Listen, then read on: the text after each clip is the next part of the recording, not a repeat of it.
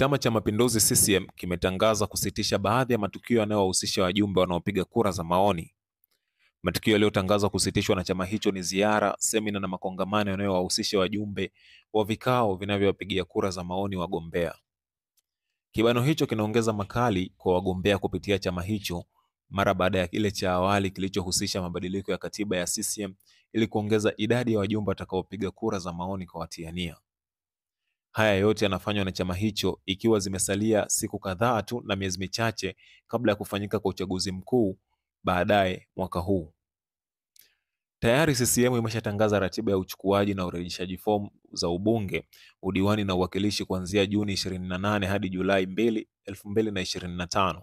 Hata hivyo, ratiba hiyo ilitanguliwa na ya awali iliyoeleza kuwa uchukuaji na urejeshaji fomu ungeanza tangu Mei 15 kabla na baadaye mchakato huo kusogezwa mbele.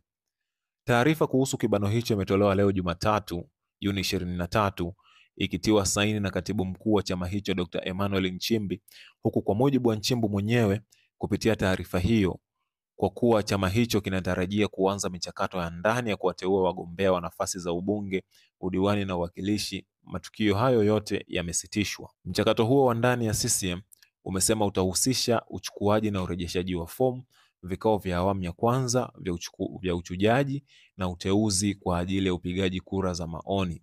Vikao hivyo, Dr. Nchimbi kupitia taarifa hiyo amesema vitafuatiwa na vikao vya uchujaji na uteuzi wa mwisho wa wagombea wa CCM kwa nafasi husika.